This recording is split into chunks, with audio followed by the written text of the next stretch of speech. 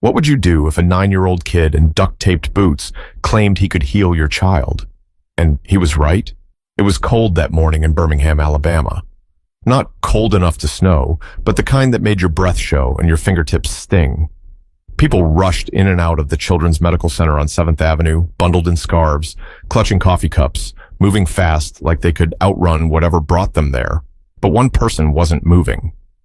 He sat on a flattened cardboard box near the revolving doors, drawing quietly in a weather-beaten notebook. His name was Ezekiel Zeke Carter, just 9 years old. His coat was a size too big, sleeves rolled up, and one of his boots had duct tape across the toe. A red knit beanie rested low on his forehead, barely covering his ears. He didn't beg, didn't ask for help, just sat there, watching people come and go. He was there most Saturdays. Some hospital staff had tried to shoo him off when he first started showing up, but after a while, they gave up. Zeke didn't cause trouble. He smiled when spoken to, and when he wasn't sketching in his notebook, he was watching, always watching. Most folks figured he had a parent inside, maybe a sick sibling, maybe he was just waiting for a ride. Nobody asked too many questions, not in a place like that. Across the street, parked by a fire hydrant, a dark silver Range Rover idled. The engine stayed on, but the driver didn't move. Inside sat Jonathan Reeves, a man in his late 40s with a sharp jawline and graying temples. His tie was loose, his collar wrinkled. He had money. You could see it in the way his car gleamed even under the hospital's fluorescent lights. But he looked like a man running out of gas. In the back seat, a booster chair held his daughter, Isla. 6 years old, brown curls tucked behind one ear, legs tucked under a pink blanket. Her eyes were wide open, but she didn't say a word. The accident had changed everything. 1 minute, she was climbing trees and racing her cousins in the backyard. The next, she was paralyzed from the waist down, sitting in silence. Jonathan opened the back door, scooped her up carefully, and carried her toward the entrance. He didn't notice Zeke at first. Most people didn't. But Zeke noticed him. He saw the way Jonathan held her like she might fall apart, the way her eyes stayed fixed on the sky, avoiding the building. Zeke stared longer than usual. Then just before they passed, he stood up and called out, "Sir, I can make your daughter walk again." Jonathan stopped mid-step, not because he was offended or confused, but because of how the words were said. Not like a sales pitch, not like a joke, just soft, clear, and serious, like Zeke believed it completely. Jonathan turned, eyes narrowed. "What did you just say?" Zeke didn't flinch. He stepped forward, tucking his notebook under his arm. "I said I can help her walk again." Jonathan stared at him. His arms tightened around Isla. "That's not funny, kid." "I wasn't joking." Zeke's voice didn't shake. There was no smile, just that same quiet tone, a grown-up kind of stillness in a kid's body. Jonathan looked down at Zeke's clothes, his taped-up boot, the cracked lenses of the glasses hanging from the boy's shirt collar. This had to be some weird coincidence, maybe even a scam. He turned and walked inside without another word, but inside, he couldn't stop thinking about it, the way the kid said it, not with hope, not with doubt, but like it was a fact. But something about that voice stayed stuck in Jonathan's head, and it was going to keep pulling at him until he came back. Jonathan tried to forget about the kid. For the next few hours, he sat through Isla's appointments, nodding through updates from therapists, neurologists, and specialists. All of them using the same phrases they always did. Managing expectations, long road ahead, miracles take time. He'd heard it all. But Zeke's words kept repeating in his mind like a stubborn itch. "I can make your daughter walk again." By early afternoon, Jonathan and Isla stepped out of the building. The sun had broken through the clouds, but the cold was still sharp. He walked toward the car, cradling Isla as usual, when he noticed Zeke again, still there, same box, same notebook. Except this time, he was looking right at Jonathan like he knew he'd come back. Jonathan hesitated. He glanced at Isla. Her head rested on his shoulder, eyes closed. Her body was light, too light for a kid her age. He turned. "You again?" he muttered, walking over. "Why would you say something like that? You think this is funny?" Zeke shook his head slowly. "No, sir." "You don't even know her," Jonathan snapped, lowering Isla gently into the back seat. "You don't know what she's been through. You don't know what we've been through." Zeke didn't back down. I don't have to know her to help. Jonathan straightened up. You're what, 9? Almost 10. Exactly. You're a little boy sitting outside a hospital with duct tape on your shoes. What could you possibly know about helping someone like my daughter? Zeke looked down, his fingers tracing the edge of his notebook. My mama used to help people walk again, he said quietly. She was a physical therapist. She taught me stuff. She said the body remembers things, even when it forgets for a while. Jonathan stared at him, the skepticism hardening in his chest. So what, you watched her do some stretches and now you think you're a doctor? I watched her help a man walk after being in a chair for 5 years, Zeke said, eyes lifting. She didn't have machines or nurses, just her hands, her patience, and faith. Jonathan opened his mouth to speak, then stopped. He glanced around. A nurse passed by, giving Zeke a small wave. A janitor from the hospital nodded in the boy's direction. They all seemed to know him. I'm not giving you money, Jonathan said. I didn't ask for money. Then what do you want? Zeke took a deep breath and stepped forward. Just 1 hour. Let me show you. Jonathan looked back at Isla, who had now opened her eyes and was watching both of them quietly. He sighed, rubbing the bridge of his nose. I should walk away right now. Zeke didn't move. I should call security, Jonathan added. Still, the boy stayed silent. Jonathan finally huffed. Fine. You want to waste your time, kid? Meet us at Harrington Park tomorrow, noon. Don't be late. Zeke nodded once. I'll be there. Jonathan climbed into the SUV, started the engine, and pulled off without looking back. But in the rearview mirror, Zeke was still standing there, hands at his sides, face unreadable. Back at home, after dinner, Jonathan sat in his home office. Papers were spread across his desk. None of them made sense. He kept thinking about the way Zeke stood there like he knew something. Isla poked her head into the room. Daddy? She asked. He turned. Yeah, baby? Who was that boy? Jonathan paused. Just somebody we met outside the hospital. He looked like he believed it, she said. Believed what? That I could walk. He stared at her, lips parting slightly. She smiled, just barely, and walked her fingers across the armrest of her wheelchair like they were legs. But Jonathan wasn't smiling, because for the first time in a long time, something inside him didn't feel numb. It felt dangerous, like hope. Harrington Park was the kind of place most people passed by without a second glance. A cracked basketball court, a few swings with chains that squeaked, and a patch of grass that tried to be a soccer field. On Sundays, it was usually empty, especially around noon, but that day, Zeke was already there, sitting on the bench closest to the big oak tree. He wore the same oversized jacket, but his notebook was tucked away. Instead, he had a small gym bag at his feet and a folded towel on the bench beside him. At 12:07, Jonathan's SUV pulled up. He didn't say anything at first, just got Isla out, set her gently in her wheelchair, and wheeled her over to where Zeke sat. He didn't make eye contact. His arms were crossed tight like he was already regretting being there. Zeke stood up when they arrived. Hi again, he said politely. Jonathan gave a stiff nod. Isla waved shyly. Zeke smiled at her. Hi, Isla. Her eyes lit up a little. Hi. Jonathan raised an eyebrow. How do you know her name? You said it yesterday, Zeke replied. I remember stuff. Jonathan didn't respond. He just gestured at the towel. So what now? Magic carpet ride? Zeke ignored the jab. No, sir. Just the basics. He opened his bag and pulled out a pair of socks, a tennis ball, a small jar of cocoa butter, and a plastic container filled with what looked like warm rice wrapped in cloth. Jonathan squinted. What is all that? Stuff my mom used, Zeke answered. The rice is for heat. Helps loosen tight muscles. The ball is for pressure points. Jonathan folded his arms again. Zeke turned to Isla. If it's okay, can I work with your legs for a little while? Nothing hurts, I promise. And if anything feels weird, just say stop, okay? Isla looked up at her dad. He sighed. You can try. Just be careful. Zeke knelt down beside her chair. He gently unwrapped the blanket from her legs and placed the warm cloth rice pack over her thighs. Isla flinched slightly. Too hot? He asked. She shook her head. It feels good. Zeke nodded and waited. After a few minutes, he began to gently move her legs, not yanking, not forcing, just small rotations, side to side, up and down. Jonathan watched closely, ready to jump in if something went wrong. But nothing did. "You ever do this before?" he asked, suspicious. Zeke didn't look up.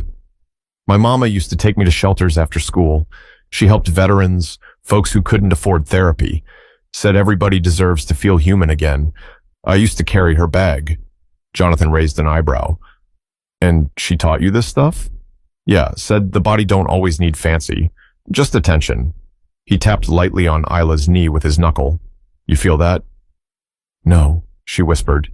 Zeke nodded again, unfazed. "That's okay. I'll keep asking." He kept talking to her while working, asking about her favorite colors, her favorite food, what shows she liked to watch. At first, her answers were short, but then she started asking him questions. "Do you live around here?" "Kind of." "Do you go to school?" "I used to." "Why not anymore?" Zeke hesitated. "My mom got sick. Then she passed. Been trying to figure things out since." Isla looked down. "I'm sorry." Zeke gave her a small smile. "Thanks." Jonathan's posture softened slightly, but he didn't speak. After about 30 minutes, Zeke gently tapped her ankle again. "You feel that?" Isla blinked. "A little, like, pressure." Zeke looked up at Jonathan. "That's good." Jonathan squinted. "She sometimes says that during her regular sessions." "Yeah," Zeke replied, "but those sessions are inside a room full of machines. Sometimes kids get scared of machines. They tighten up. But here?" He gestured to the open park. "There's air, trees. Feels different." Jonathan didn't say anything, but he was definitely listening now. Zeke helped Isla stretch both legs, then gave her some simple movements to try with her toes. Just wiggling. She tried. Nothing obvious happened, but she didn't look discouraged. "I'll show you again next week," Zeke said, standing up. "It takes time, but your muscles," he pointed to her thighs, "they still remember how to be used. You just gotta remind them." Isla smiled, bigger this time. "Okay." Jonathan cleared his throat. "We're not promising anything," he said quickly. Zeke nodded. "I'm not either. I'm just trying." Jonathan stared at him for a long second. Then, without warning, he reached into his coat pocket, pulled out a folded bill, and held it out. Zeke stepped back. "No, sir, I don't want your money." Jonathan looked surprised. "Then why are you doing this?" Zeke shrugged. "Because your daughter smiled." Jonathan looked down at Isla. She was still smiling. But he didn't understand how a boy who had lost everything could give so much to a girl he barely knew. The following Sunday was warmer, but Zeke still wore his jacket. Not because he needed it, but because it made him feel like his mom was close. She used to call it his helper's coat. Said every good healer needed something that reminded them why they care. He was already at Harrington Park again by 11:45, towel laid out, supplies lined up, and a bottle of water sitting beside him. A few kids played basketball on the court nearby, and someone's dog barked in the distance. At exactly noon, Jonathan's SUV rolled up. Isla was grinning before the car even stopped. Zeke waved at her. "Hi, Isla." "Hi," she chirped, her curls bouncing as Jonathan helped her into the wheelchair. Jonathan looked tired again, but different this time, less weighed down. He gave Zeke a small nod, no words, but it was more than last week. Zeke got to work. Same setup, same warm cloth pack, but this time, something had shifted. Isla was trying now. "Can you press your heel into the ground?" Zeke asked gently. She closed her eyes, concentrating. Nothing happened. "It's okay," he said.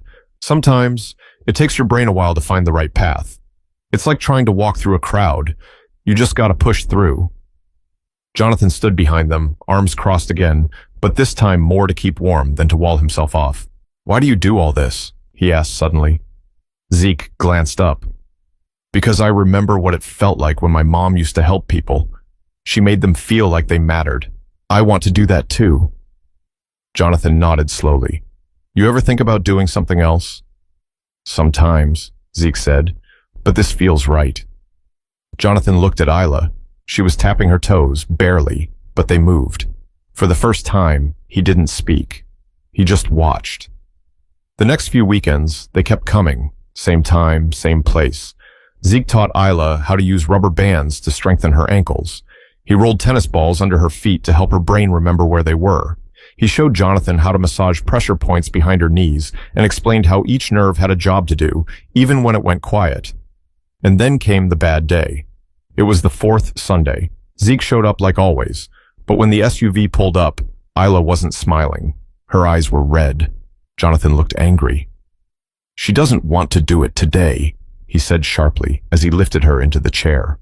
Isla refused to look at either of them. Zeke approached slowly. "What happened?" Isla crossed her arms. "I tried to move my legs this morning and nothing happened. Nothing. I'm tired of trying. It's pointless." Jonathan looked away, jaw tight. "She's been frustrated all weekend." Zeke nodded. He kneeled beside her again. "You think I never get tired?" She didn't answer. "You think I didn't sit in a shelter and cry when my mom couldn't afford medicine, and I had to just sit there and watch?" Her eyes shifted toward him. "You're allowed to be mad. I'm mad sometimes too, but if you stop now, the part of you that wants to walk might stop trying too." She stared at the ground. "I don't want you to give up," he said softly, "because I haven't." Silence. Then Isla whispered, "I'm scared." Jonathan turned. That was the first time she'd said that out loud. Zeke leaned in closer. "I am too, but scared don't mean stop.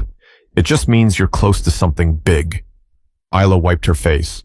"Okay, let's try again." And they did. Zeke guided her through the motions gently, with less talking this time. Just presence. Patience.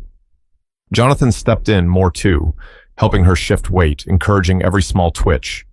After 30 minutes, Isla moved her right foot. Not a toe. Her whole foot. It slid forward, slow and stiff, but it moved. Jonathan knelt down beside her, blinking like he wasn't sure he'd seen it right. "Do it again," he said. She did. Zeke smiled, but didn't say anything. He just sat back and watched. Later that night, Jonathan stood outside his house on Crestview Drive, staring at the moon. He'd stopped asking himself who Zeke really was. The question didn't matter anymore. Inside, Isla was giggling, retelling the footslide moment to her aunt on speakerphone. For the first time in 6 months, their house didn't feel like a hospital room. It felt like home again. But something inside Jonathan had started to shift. Not just his daughter's legs, but the weight in his own chest. The guilt. The pride. The wall he'd built between himself and the world. It was cracking. Monday afternoon, Jonathan sat in his office staring at an untouched contract. His phone buzzed every few minutes. Emails, calls, client updates. But none of it felt urgent anymore. What kept looping in his mind was that moment in the park. Isla's foot sliding forward like it belonged to her again. He'd seen it, with his own eyes. And the person who made it happen was a 9-year-old with taped-up boots and no last name he'd ever heard before. He opened a new browser tab and typed Ezekiel Carter Birmingham. Nothing came up except a few scattered results. He clicked through old local newsletters and school databases. A few mentions of a Zeke and his mother, Monique Carter, at a community clinic. No address, no recent info. He shut the laptop and leaned back. This kid was a ghost, except he wasn't. By Saturday, they were back at Harrington Park, but things felt different now. Jonathan brought an extra mat and a fold-out chair. He handed Zeke a sandwich when they arrived. Didn't say anything about it, just placed it beside his gym bag. Zeke gave a small thanks and tucked it away for later. "Ready, Isla?" he asked. She gave a big thumbs up. "Let's do it." They got into the routine. Heat packs, stretches, toe flexes. Today, Jonathan joined in fully. He sat cross-legged on the grass, doing each motion Zeke explained. Even messed it up once. "You're bending the wrong way," Zeke said with a grin. Jonathan gave him a side eye. "I haven't stretched since college." They laughed, even Isla. About 20 minutes in, Zeke leaned forward. "All right, Isla, let's try something different." He unfolded a belt from his bag and placed it under her knees, showing Jonathan how to hold each end. "She's going to try to lift both knees now. Just a little. We help balance her. She controls the movement." Jonathan blinked. "You sure?" Zeke nodded. "She's ready." They gave her a few seconds. Her brow tightened, eyes narrowed. She grunted softly, and then her knees lifted slightly, barely an inch, but they lifted. Jonathan looked at her, stunned. "You did that?" She smiled. "I did it." He swallowed hard. "You really did it." Zeke nodded slowly, eyes on the belt. "See? The body remembers. You just have to be patient enough to let it talk." Jonathan looked at him. "You're something else, kid." Zeke didn't respond, just started gently guiding Isla through the next stretch. After the session, as they packed up, Jonathan crouched beside Zeke. "Where do you go after this?" Zeke shrugged. "Around." Jonathan lowered his voice. "You got a place to sleep?" Zeke hesitated, then said, "Sometimes." Jonathan exhaled slowly, rubbing the back of his neck. "You ever think about coming to stay with us for a while?" Zeke's eyes widened. "You serious?"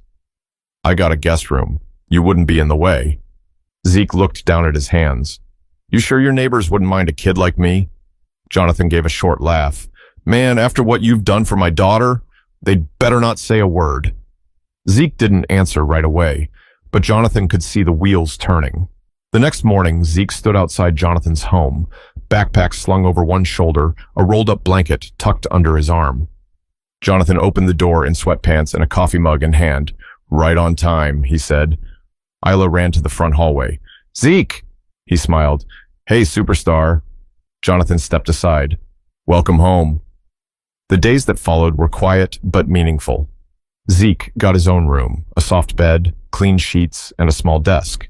He didn't say much, but he never missed a morning stretch with Isla. She was moving both feet now, not walking yet, but the wheels were turning. Her brain was reaching out to her legs, like it remembered the connection.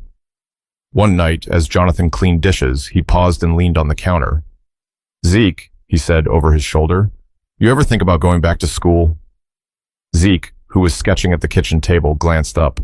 "Sometimes." Jonathan nodded. "You're smart. You could go far." Zeke tilted his head.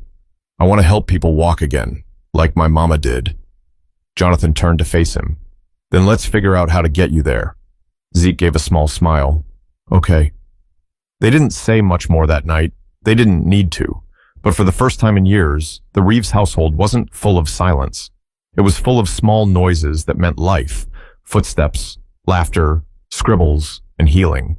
It started with a nurse from the Children's Medical Center. She was walking her dog through Harrington Park one Sunday morning and spotted a familiar face, Isla. She hadn't seen her outside her wheelchair in months, let alone smiling, lifting her knees, moving her toes. And standing beside her was the same quiet kid who used to sit by the hospital doors every weekend. She didn't interrupt, just watched from a distance for a while. Then she went home and told her sister, who happened to work in patient services. A few days later, a physical therapist at the hospital mentioned to Jonathan, "Hey, someone told me Isla's improving. That true?" Jonathan nodded. "Yeah, thanks to someone we weren't expecting."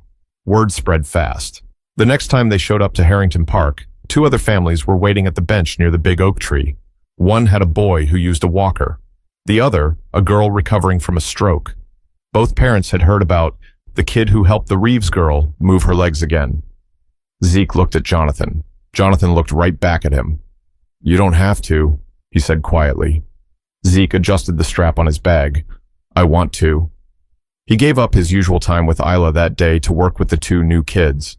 He showed their parents how to use the same towel stretches, how to warm the rice packs just right, how to encourage without pushing too hard. And he talked to the kids, not at them. "You're not broken," he told one of them. "You're just learning a different way to be strong."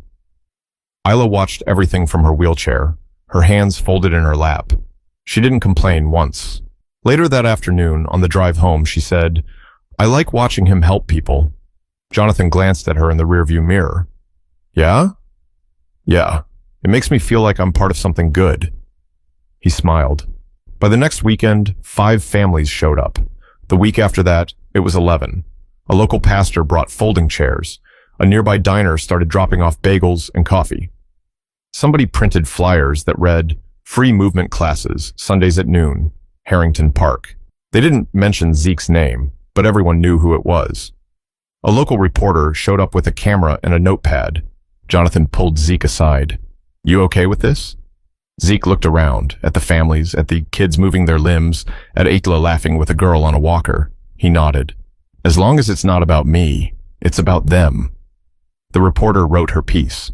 It ran on the second page of the Birmingham Sunday Post under the headline, 9-year-old with a gift helps dozens heal in a city park. They didn't share his full name. Zeke asked them not to, but people found out anyway. A local doctor offered to mentor him. A nonprofit asked if they could fund some equipment. Someone else offered free tutoring. For the first time since his mother passed, people didn't just look at Zeke. They saw him. But Zeke never bragged. He still laid out the towel the same way every Sunday. Still used the same duct-taped boots. Still checked in with Isla first before helping anyone else. But now, the park that once echoed with silence and sore bodies had become a place filled with movement, and a boy who had no home had become the heart of something bigger than himself. It had been 9 Sundays of towels laid on grass, of Isla's knees lifting higher, of small victories shared with strangers who'd become something closer to family. But this Sunday was different. Zeke could feel it before they even pulled up to the park. The air was warmer, the trees swayed a little slower. Even Isla was quieter in the back seat, focused, almost like she was preparing for something big. When they arrived, a small crowd had already formed. Nothing loud or flashy, just families setting up folding chairs, therapists kneeling in front of kids, parents with hopeful eyes. And right in the middle of it all was that same worn-out bench under the oak tree. Zeke didn't say anything at first, just unpacked his bag, rolled out the towel, and gave Isla a look. "You ready?" She nodded. No smile. Just that look again. Serious, determined. Jonathan wheeled her to the center of the mat. Zeke knelt in front of her. "Same as before," he said softly. "We help you stand. You do the rest." Jonathan moved behind her and placed his hands under her arms. Zeke took her legs, guiding them gently into place. "Okay," Zeke whispered. "On 3. She closed her eyes. 1, 2, 3. Jonathan lifted. Zeke steadied her knees, and then she stood. Her legs trembled, her arms shook, but she was up, on her own 2 feet. The crowd fell silent. Some kids gasped. One mother clapped a hand over her mouth. Isla opened her eyes slowly and smiled. "I'm standing." Zeke blinked back something in his eyes. "Yeah, you are." Jonathan froze for a second like he couldn't breathe. Then he let go. She stayed up. He stepped back, shaking. She's doing it." Zeke stepped back too, just a little. "She's been doing it." Isla took one shaky step, then another. And then, because she was 6 and brave and didn't know how to be afraid, she took a 3rd step all on her own before falling into her father's arms. He caught her, laughing, crying, his hands trembling as he held her. "You did it," he whispered. "You really did it." Isla turned to Zeke. "You said I would." He gave her a small grin. "I said we'd try." That afternoon, nobody left the park in a hurry. People stayed, talked, hugged, some prayed. Zeke sat back on the bench and watched it all. He didn't say much. He never did. Later that night, Jonathan stood in the kitchen while Zeke poured cereal in a bowl. "You know, you changed everything," he said. Zeke didn't look up. Isla did. Jonathan walked over and placed a hand on the boy's shoulder. "My daughter walked today, and not because of a hospital or a doctor or a miracle drug. She walked because a kid with nothing decided to show up, again and again, even when nobody asked him to." Zeke nodded. "That's what my mom would have done." Jonathan's throat tightened. "I wish she could have seen this." "She did," Zeke said softly. "I think she sees everything." Jonathan wiped his eyes. "Zeke," he said quietly, "you're going to change a lot of lives." Zeke looked up at him. "I already am. There are people in this world who might not have fancy degrees, shiny resumes, or a perfect past, but they carry something far more valuable: heart, grit, and a reason to keep showing up. Sometimes the most broken people are the ones holding the tools to help others heal. If this story moved you, don't just keep it to yourself, share it. And if you know a kid like Zeke or a girl like Isla, tell them this: you matter, you're needed, and your time is not over.